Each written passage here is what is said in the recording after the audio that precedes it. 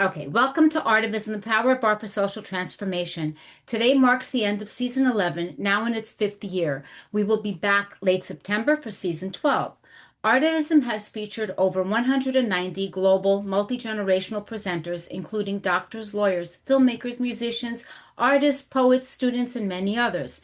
This growing network of artivists share the same vision to inspire social change through their diverse creative practices, and as Artivism's bottom line states, to nurture change for a more dignified, inclusive, and meaningful coexistence. We would like to thank our sponsors, Adelphi University and Gottesman Libraries at Teachers College, Columbia University.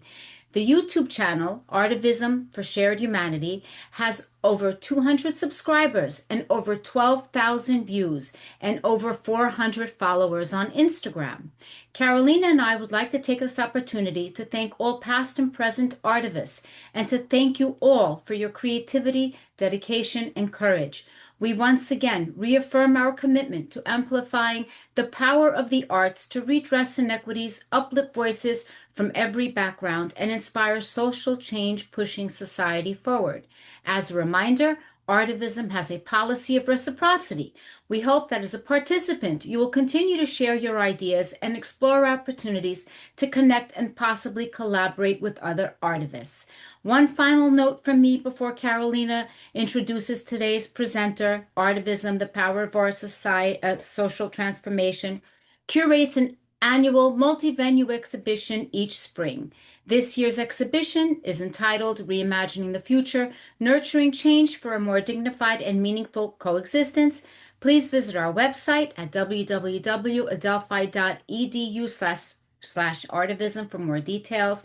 We'll also share that information at the end of today's presentation. Carolina. Thank you, Professor Ardela, and also thank you, and of course, Dr. Lake is on the call today, and all who have made Artivism possible. It is my pleasure to introduce today's speaker, Mr. Joe Mullins, who is an internationally recognized forensic and specializes in facial approximation, with over 27 years of experience in forensic art and sculpture. He is a dedicated educator, teaching graduate level courses and professional workshops in forensic facial reconstruction, where he trains artists and investigators in the science and artistry of restoring identity to the unknown. Welcome, Mr. Mullins. Thank you. I always love just listening to the explanation of what I do. Along those lines, when we're out in public and just a general conversation, hi, my name is Joe Mullins. Yeah, what do you do for a living? And usually about that, we're with friends and family. That my friends and family just have learned, they just walk away because they know it's like, let me tell you about my job. I've got the coolest job ever. I'm a forensic imaging specialist, and most of the time people don't know what that means. So that's why my friends and family abandoned me and come back and find me an hour later, and I've got a group of people all touching their face to talk about this skull features and facial features. But I just coincidentally kind of fell into this career as a forensic artist. I don't know how many people on here have ever met or heard of a forensic artist, but most of the time I get associated with CSI is usually the association people make. And those of you that watch Bones, I've never seen Bones, and I don't think I've ever watched an episode of CSI, but those of you Bones fans, I am the real Angela, if that makes any sense. If you're a Bones fan, you know what that means. But as a forensic artist, this career path, I think I was just in the right place at the right time. If you believe in fate or destiny, just a fun story to share, because that's usually a question that comes up, like how does one become a forensic artist? How did you ever? I didn't know that was a career. So my background, I got my foot in the door with fine art and graphic design. So that means I was painting, drawing, sculpting, Savannah College of Art and Design, James Madison University, all studies in fine arts. Then the graphic design introduced me to Adobe Photoshop, which is turns out to be a wonderful tool to use. Just to further date myself, I've been using Adobe Photoshop since version 1. If anybody wants to look that up, you can find out about approximately how old I am. Please don't do that. But it turned out that combination of, I guess if you want to call it, skill set that I've acquired through my education turned out to be the perfect foundation to build on a career to segue into forensic art, where I was working initially in Arlington, Virginia. That's where I'm based here. I'm sitting in my classroom at George Mason University, working at a design firm. And any graphic designers out there, this was it was the worst job you could possibly imagine. Not creative. It was just horrible. But I was young, and you need to have a job and do something with your life. So my parents said. So the only redeeming quality about this job was a coworker of mine, Ed, who just made the day more bearable. But then that's the only redeeming factor left, is Ed got a job somewhere else. So I was alone in my misery at this graphic design job. Well, one day, soon after that, he calls me up and like heckling me because I'm still there. And he's like, hey, let's grab some lunch. I was like, I'd love to. Let's go get out of here. So I said, where are you, by the way? And so he gives me the address of where he was. And the funny thing was, turns out he was basically across the street. So a 5-minute walk from where we were. So he gives me the address, and he says, I'm at the National Center for Missing and Exploited Children. And I was like, what? That's a really long title. So just give me the address. So I walk across the street, and I have no idea what the National Center for Missing and Exploited Children was. So I walk across the street and get to the front desk. I'm greeted by somebody, say, hey, I'm here to meet my buddy Ed. And then say, I'll walk you back to his room, his office. So as I'm walking down the hall of the National Center for Missing and Exploited Children, I pass the guy sitting closest to the door in the hallway, but he's sitting there. This is the view that I see. He's sitting there with a skull in his hand, looking like he's doing Hamlet in the park. Stopped me in my tracks. I just kind of did a double take, kind of looking around. I was like, what? Is that a real skull? And totally disrupted. Turns out his name was Steve. Steve's poor job. I thought that was the coolest thing ever. And that was my introduction to a forensic artist. And he's holding up, and he's got a real human skull. The one I held up was a 3D print. So this is the weird fate, destiny aspect of the story. My origin story is just minutes earlier, Steve was just handed that skull.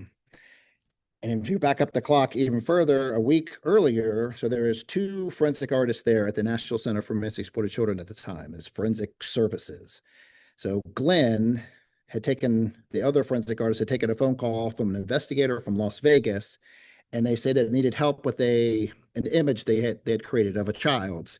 Now, up to that time, the National Center for Missing and Exploited Children, the specialty was doing age progressions of long-term missing children.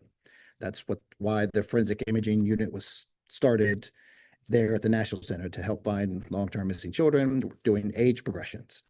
So this investigator from Las Vegas, they needed help with an image they had created. So Glenn had taken the phone call, and through the back and forth, Glenn could tell this investigator was really taken with this case. It struck a chord. It was a young person that everybody wanted to help solve this case. It was an unidentified case.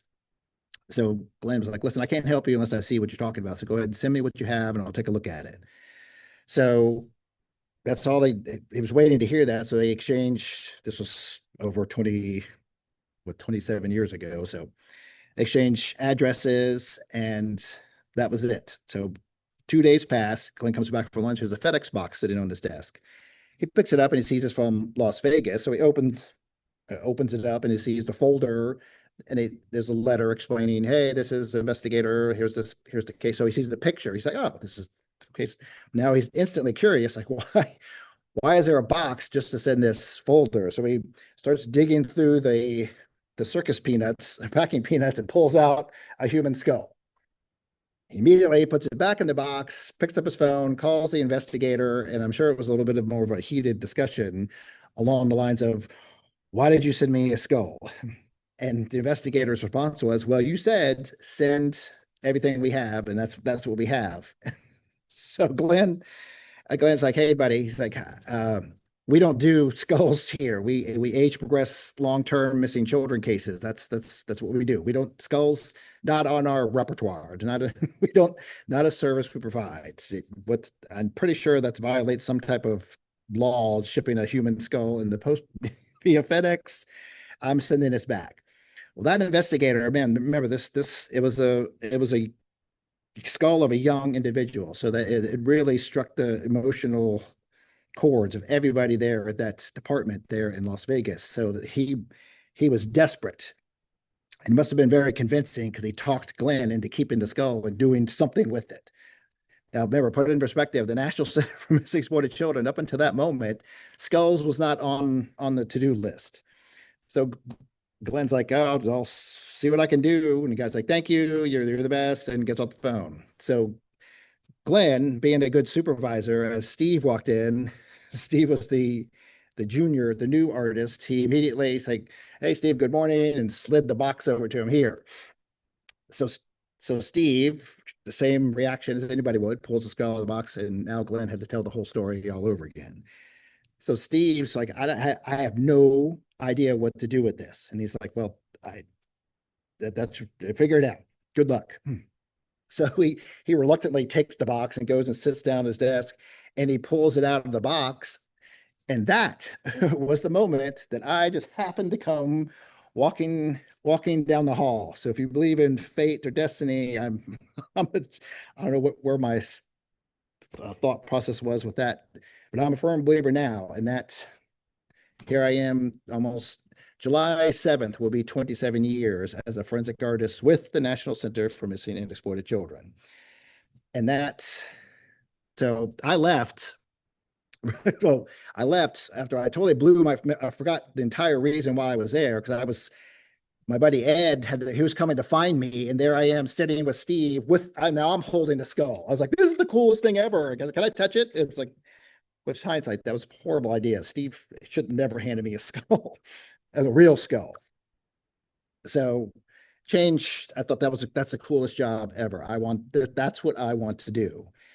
So I leave, and this was probably, Steve's probably, thank God that guy finally left. Who let him in here? So he proceeds to try to figure out what to do with this case. Now, after I left, there was an intern sitting in there with Glenn and Steve. Heidi was her name. She comes in and same question, Steve, is that a real skull? Why is that here? So hit the repeat button. So now Steve has to tell the story why that skull is sitting there. Well, Heidi pulls the skull out of the box and starts rattling off some information. Well, these are really big mastoid processes, and I can see here, the nasal aperture, and I can see the surface of the teeth. So Steve's jaw drops. He's like, what?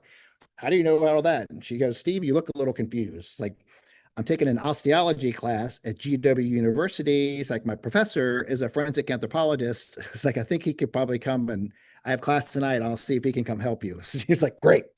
I don't even know what a forensic anthropologist is, but sure, let's see if they can help, because I don't know what I'm doing. So, and she's like, he can probably help. So she goes to class, and turns out here's that fate destiny thing lining up again. Her professor was Dr. David Hunt. Now, Dr. David Hunt is one of 50 board certified forensic anthropologists in the country. He's exactly the guy to get that type of request. Amazing man. He's one of my good friends and mentors. Probably wouldn't be sitting here talking to you without what he's taught me about skulls. And this was his introduction to the National Center with this case. So he shows up. Now, that was a long build up to a screen share. So he shows up. I'm going to cover this up through my messy desktop. So this is the skull that generated that phone call. So Dave, Dr. Hunt, picks up the skull and introduces himself to Steve. He's like, Steve, I think Steve, heard you need some help with this. And Steve's like, please, I don't know what I'm doing. Please, whatever help you can get. He goes, okay, let's see what we got here. So he pulls the skull out of the box, and he said, okay, you can start a stopwatch, because it's fascinating. Still to this day, after decades of working with him, fascinated what he can see when he picks up a skull. So he picks up the skull, and he said, this is a Hispanic male, probably about 15 years old, really large, teeth. That's something you want to show in your image that you create. Any other questions? So Steve's taking notes, and this was that image that generated that first phone call to Glenn. Now, there was a there was a difference between a medical examiner and a coroner. So I love to raise your hand if you know the difference between a medical examiner and a coroner. Well, a coroner looked at the skull, the set of remains when it was found, and based on not the bone information, but based on the clothing, there's a pair of female denim shorts found with the remains, gave the idea, so, okay, this is a Caucasian Native American admixture female, late teens, early 20s. So that information is given to their artist.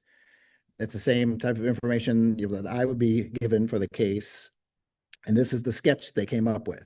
Now, doesn't matter what kind of image you're doing as a forensic artist, it doesn't work unless the right person sees it.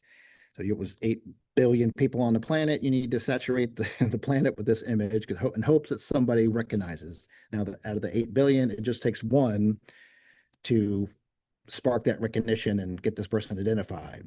But this case, this didn't work because it was bad information. So this is the image that Steve created with Dr. Hunt. Remember, Hispanic male, about 15 years old. He said, show the teeth. So this is Dr. Hunt helps come up with this image. Now, the National Center for Missing Exploited Children was co-founded by John and Brevet Walsh. John Walsh, the host of America's Most Wanted. This is back in the first iteration of America's Most Wanted. And since this was such a new thing that the National Center had created, they offered to feature this case on the show.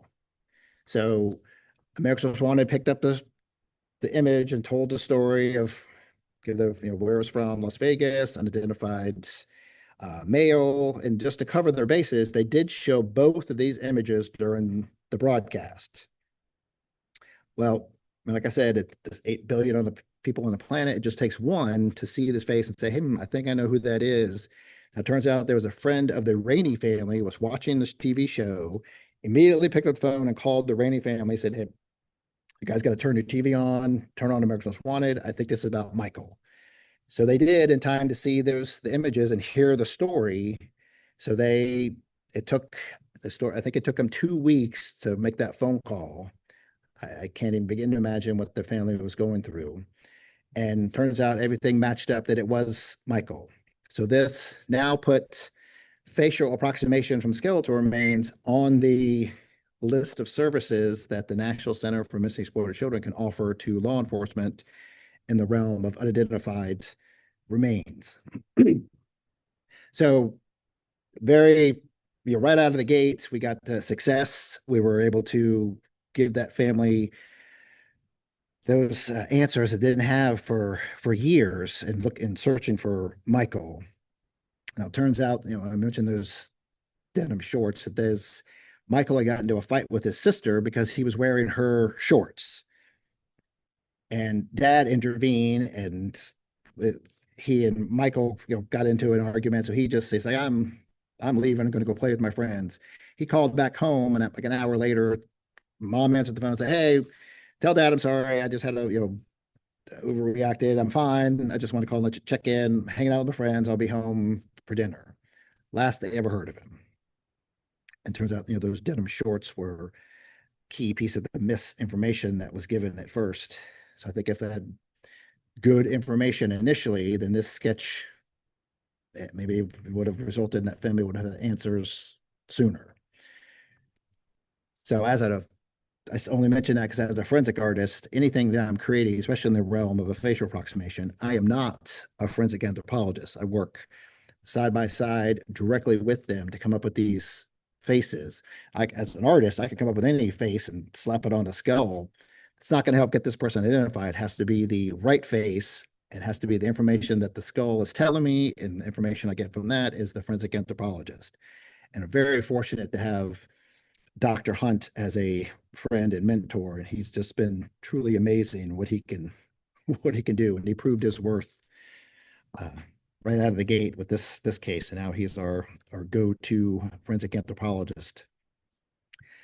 So one of the issues, fast forward a few years, is the National Center for Missing and Exploited Children can only help with children cases now that we tap out at age 21, basically. So if you're an investigator, you call the National Center for Missing and Exploited Children and say, we found, here you guys do these facial approximations of unidentified remains, got some skull that was found, like, okay, we'll get the intake information. So it's a male, mid-20s, and immediately was like, oh, sorry, can't help you, which is soul crushing to me, because we've got this great service that we can we can create and offer these with these facial approximations, and now we can't help with adult cases, basically.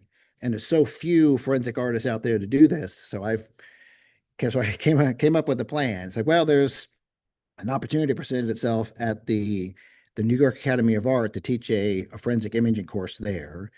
And then as these cases, these skulls kept getting turned away basically from the National Center, I was like, there's got to be a better way to do this. So a light bulb went off, and I was like, hey, I got this great idea. How about if I just turn with that concept of you have to be a fine artist first to be a forensic artist. So why don't I find, I'm already teaching a class here at the New York Academy of Arts. All these sculptor artists, they're already, getting trained how to be a forensic artist. They have just like a superpower that haven't been made aware of yet.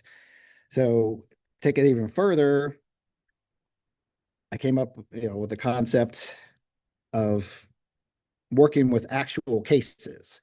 So I was given the contact information for the New York City Medical Examiner's Office, and got, I'm sure Dr. Adams is sorry he ever took that phone call, but I tasked him with, say, hi, I'm Joe Mullins, a forensic artist, got this crazy idea to teach a bunch of art students and how to do a facial approximation. And it's a week-long class, no pressure. I need you to scan and print all these, skulls for me, which that's the condensed version with the time frame we have here. But he very reluctantly agreed to help me out.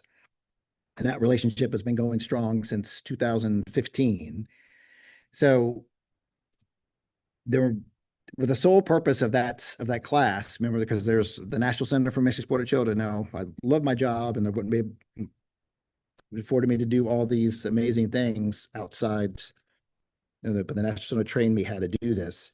But there's about 2,040 medical examiner and coroner's offices just in the United States. So it's safe to say right now there are thousands of skulls sitting on the shelf.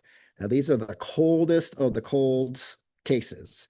So the idea, the motivation to start this class and teach artists how to become forensic artists is there's 40, 50,000 skulls. That's what's the number out there. I can't do it by myself. I'm certainly not getting any younger, so I want to pass the torch. I'm an open book. If you want to learn how to be a forensic artist, I will teach you, because we need all the help we can get. So over 2,000 ME's offices, and I just want the idea, the big plan is to clear the shelves of ME's offices across the U.S., teach these workshops and classes across the U.S., and no skull left behind. And with these, John Walsh said it best when he mentioned, I was on America's Most Wanted and talking about the service that we now provide for doing facial approximations. Unlike an age progression of a missing child, where a success brings a live child home, the best thing we can do for these facial approximation is provide closure to families. Well, John Walsh yelled "cuts" in the middle, like loudly in the middle of filming, and leaned in, and the camera stopped rolling. I'm sweating profusely now. John leans in and said, "Joe, I don't like that word closure. A better way to explain the service that we're providing now with these facial approximation is you're providing answers to families." He said, because not knowing is a nightmare you can't wake up from. that was well over 20 years ago. Haven't said closure since, and to make sure to tell that story. He has every right after they lost their son Adam to make that correction. But it's very motivational to me hearing those words from John Walsh. So fast forward, so 2015 was the first time we were able to offer that class at the New York Academy of Arts. So I have a video to share that explains the process and the idea behind the class. And one of the artists, Marco, that you'll see in this video that I'm going to show. Remember, the purpose of this is to take advantage of these artists. I think a fine artist is a very easy shove to down the path to become a forensic artist. So the very first class we did in 2015, the New York Times came to cover the workshop because, as far as I know, still to this day, that's the only class available globally where art student artists are turned loose on active cold cases from medical examiners' offices across the U.S. So Marco, who was a very talented sculptor there at the New York Academy of Arts, signed up to take that first class in 2015. Now, the New York Times, I remember the reporter showed up on Monday. I remember the media person at the New York Academy was very excited to say that they got the New York Times to cover the class. I was like, great. Until they said they gave them exclusive rights. That means that all of the media were shut out.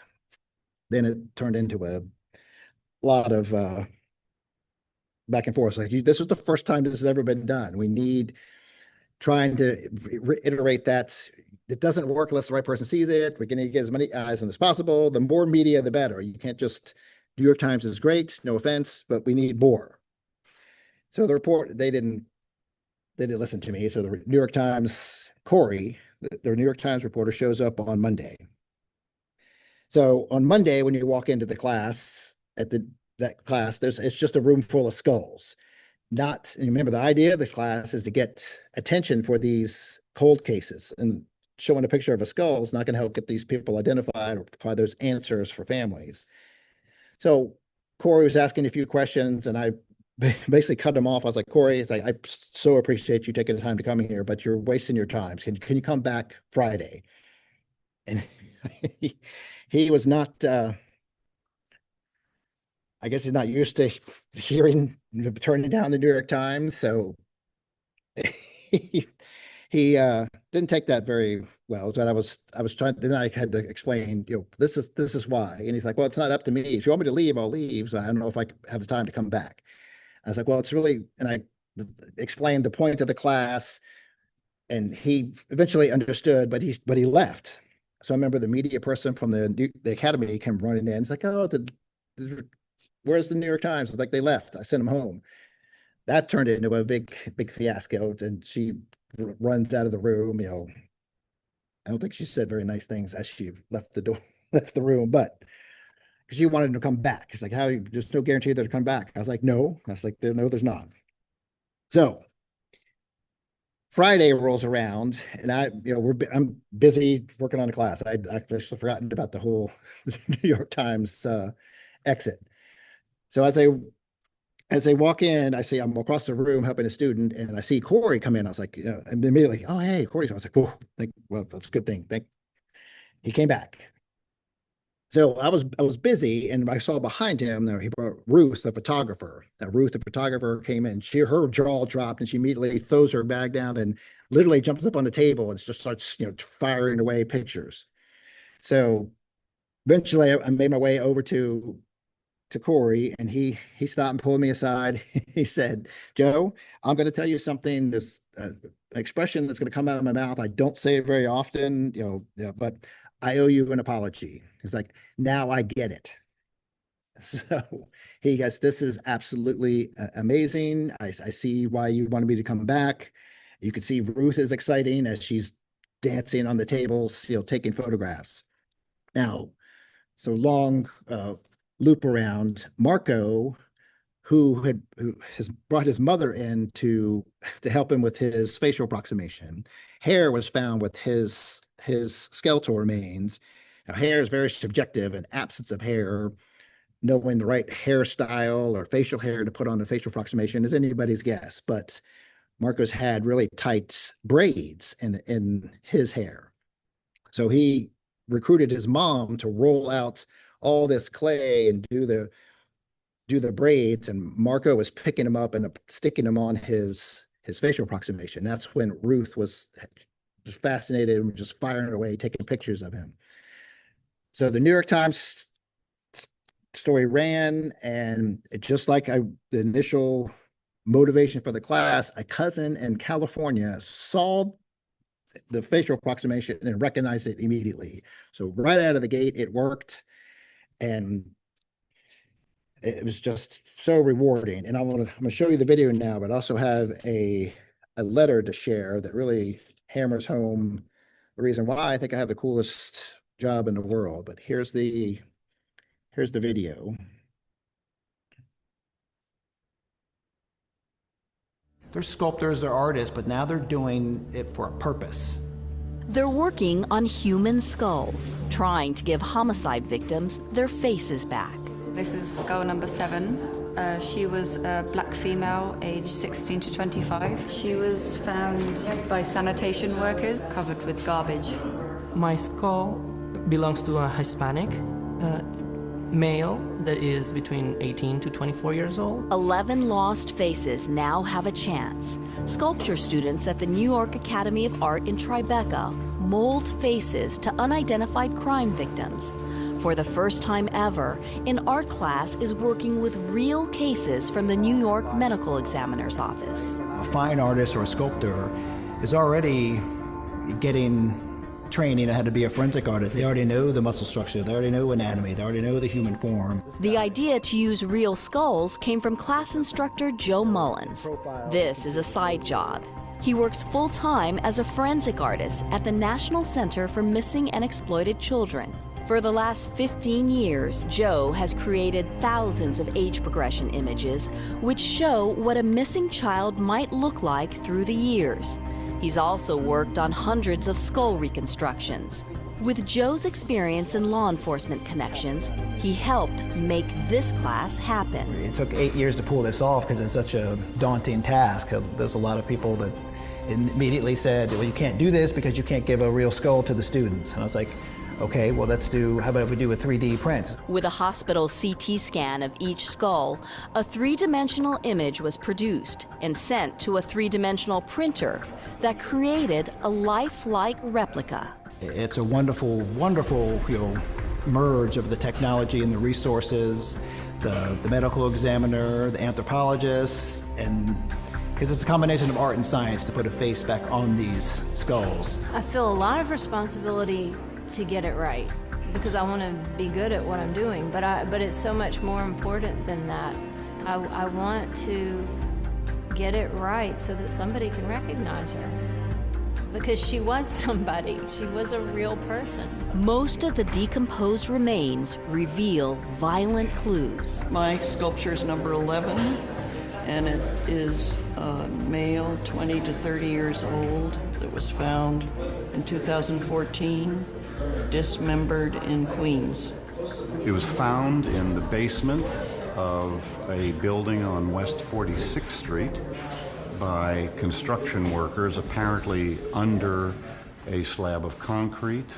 And this is Joe's skull, the youngest in the class, a little boy found next to his mother and brother in a field in Vermont, all of them shot in the head.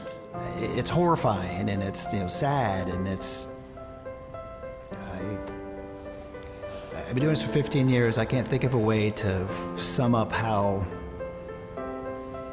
devastating it is. I'm holding a skull of a 10-year-old's little boy.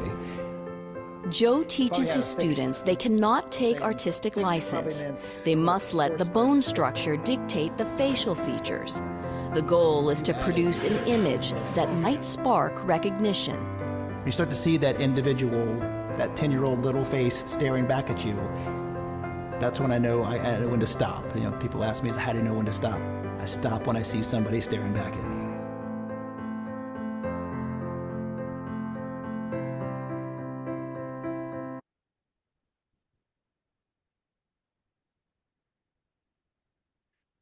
that was one of my favorite,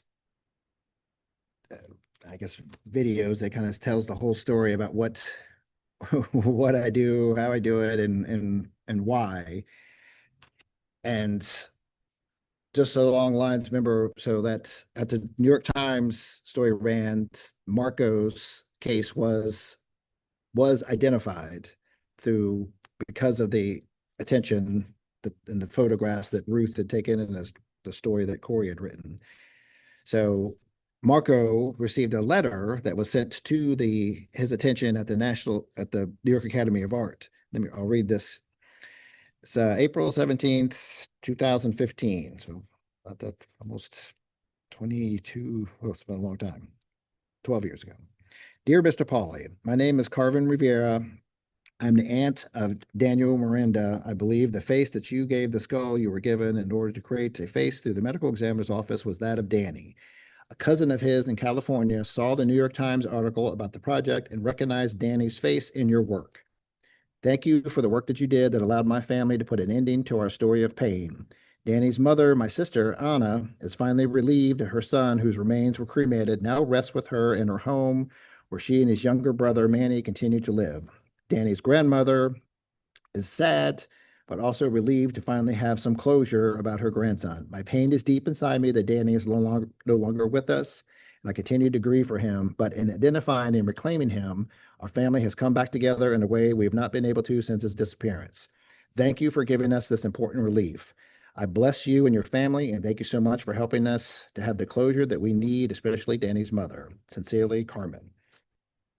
So I keep that letter closed because that's just a reminder of why I think I have the coolest job in the world. And if I'm able to motivate, students or other artists or anybody listening to this to pick up the torch with me and help. If you're an artist or fine artist, sculptor, you make a great forensic artist. So one last thing before we can open it up for questions, I think, is last year, the class we did at the New York Academy of Arts, a whole nother issue, which is one of the cases that we shared on the website for this presentation, is we were dealing with an entire class. I think it was 18 of us, 18 cases last year. All cases from the Pima County, Arizona. These are all people that lost their life in the desert trying to cross the border. So a whole nother issue of trying to get these people identified who, trying to cross over, that decision cost them their lives. Human beings, somebody's mom, somebody's dad, brother, sister, whatever the case may be. Just whole nother issue of why we need to do these facial approximations to get these people identified. But there's all kinds of stories, every skull that's out there, and just the fact that these all died crossing the border just added the motivation to help. Another reason to help all these families get to answers. So here's one of the cases that I had done. I think this is a social media post. Again, social media, I love it or hate it, but it is another tool to help get these faces out and tell their stories. Remember, it doesn't work unless the right person sees it. So hopefully these social media posts, it will get some attention, but just another example.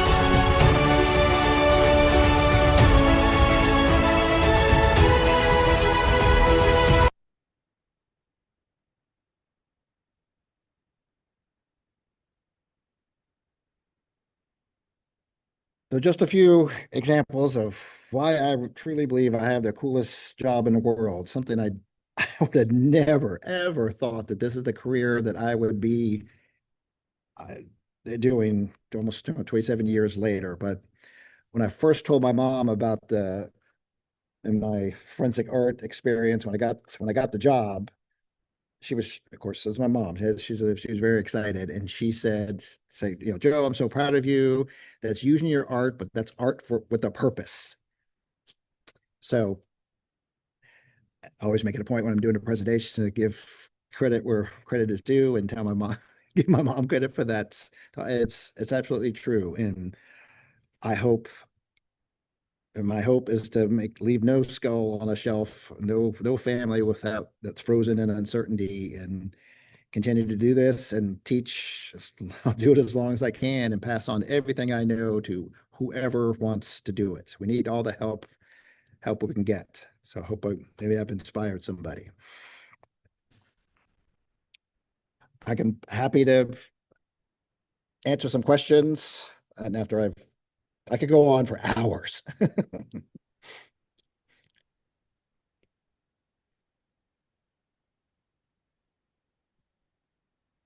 Some of the skulls you reconstructed are on the NamUs website.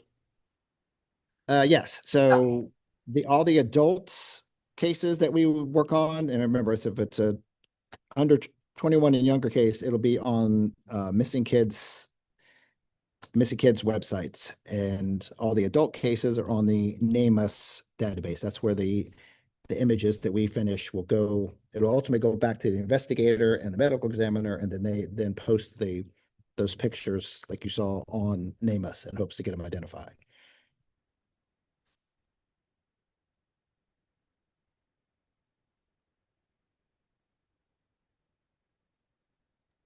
Vicky Rosenthal from Florida says she's going to share this with her artist group. Several are very proficient in portraits. Sweet. Anybody with? I have a question. Yes. So I'm in Tucson, Arizona, right by the border. I go to the University of Arizona, and I was kind of just wondering why it's only the New York Academy of the Arts that's involved, and how we can reach out to other schools to get involved in the process, because it really is. I've gone to, it all started at the New York Academy of Arts. And since then, I've done it at the University of South Florida a couple times. I started teaching it at the Ringling College of Art and Design. I've reached out to others who would gladly bring it to Arizona. It's a traveling, it's a traveling. We are kind of far, yeah. I'll go wherever ideally for the skull, the class to work, I think more, I guess, involved is wherever, in Arizona, clearly, as I mentioned before, there's lots of unidentified skeletal remains in Arizona. So there's certainly, if there's a need, I would welcome the opportunity to bring the course to Arizona. Anybody else, anywhere, I'll go anywhere. Yeah, because we have a forensic anthropologist that teaches at our school. I took her class. It was phenomenal. That was a couple of years ago. Yeah, perfect. That's even better. Then we had, so that big idea, because it's great to involve a university, because it gives something back to the students, and having a forensic anthropologist there, that makes it even easier, because they can provide the profiles for the skulls that we're working on. The students, it's not just a class, they're participating, they're using their art with a purpose, like my mom said. So it's a win-win for everybody. Then when these skulls start to get identified, it's not, has nothing to do with me. It goes right back to the university and the artist who completed the facial approximation. So all the go right back to the university. So I would welcome the opportunity. Yeah, that would be great, because we did missing persons, and then we tried to match them up with photos of people that have been found, but to go with the skeleton, it's cool. That's, So, we can make sure to get welcome, or you can pass on my contact. yeah, I will. It's Dr. Anybody Robin who Reneke. wants to. So So I'll tell her about it. Let's see. let's do it. Yeah, I'm up. I'm all in. thank you. Thank you.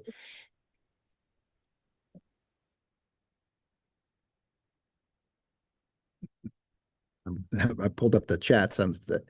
That video was like powerful video. The video was truly amazing. I've used that video that I just showed to, because a lot of times, well, if I reached out to Arizona and say, hey, I'm Joe, I got this great idea for a class, and it's an overwhelming dump of information, and most people can't process what exactly I'm asking. So it's like I'll send a long email explaining what it is, and I just like, here's a video.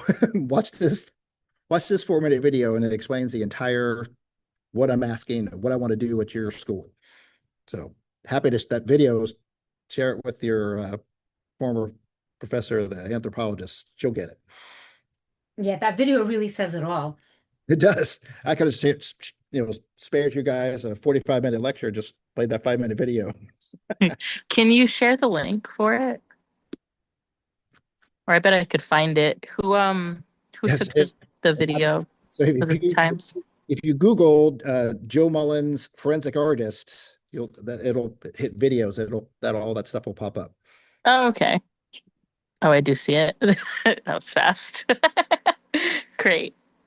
I love that video pops up like that, because it tells, pictures worth 1,000 words, videos worth 1,000,000. Right. Cool. As we give the audience a couple more seconds to think of further questions, thank you for sharing your, I'm not going to say passion, I'm going to say vocation, because this is definitely a vocation, especially in the way that you're addressing it in passing the torch and teaching and giving your knowledge, not just keeping it for yourself, but rather giving these tools and knowledge and approach to it to as many people as possible. That's a vocation. So thank you for that, because as you said, that letter, it's what makes this so, right?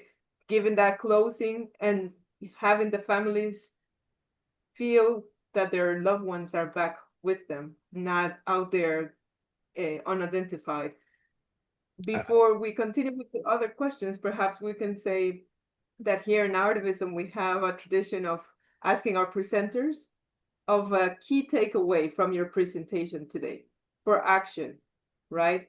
So in other words, anyone that comes across this presentation, when they hear your takeaway, they will be able to put it into action in their context. What will that takeaway be?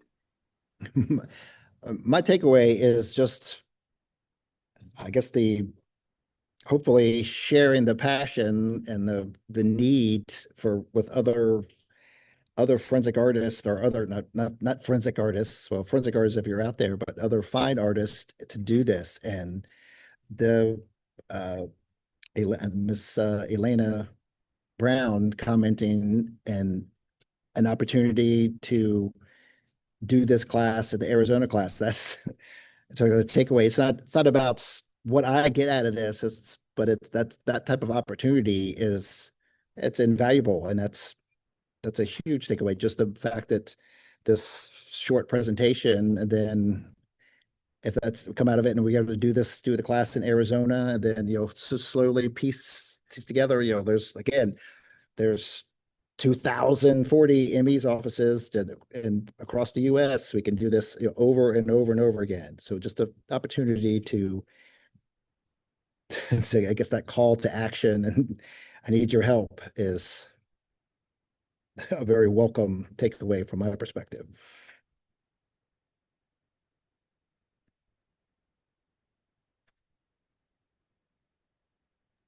Any other questions or comments?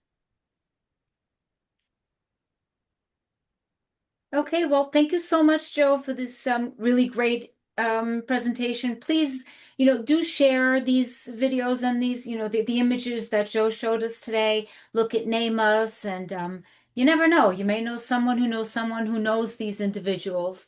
Thank you to Carolina Cambronero Varela and Dr. Stephanie Lake, to our sponsors, Adelphi University, Gottesman Libraries at Teachers College at Columbia University. Yes, this is the closing of our 11th season. We'll be back in the fall of 26. If you would like to present or would like more information, you can reach us at Artivism for Shared Humanity. We do have an open call. It is a multi-venue exhibition. The exhibition reflects each artist's vision that will make their future self proud.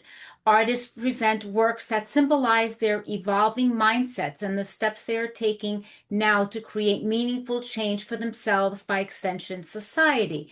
You can email us at artivism@adelphi.edu or check out our website. Just Google Artivism at Delphi and we do come up. This video will be posted in the next day or so on our YouTube channel, Artivism, the number 4, Shared Humanity. Thank you, everyone. Be well. Hope to see you soon. Thanks for having me. Bye-bye. Thank you.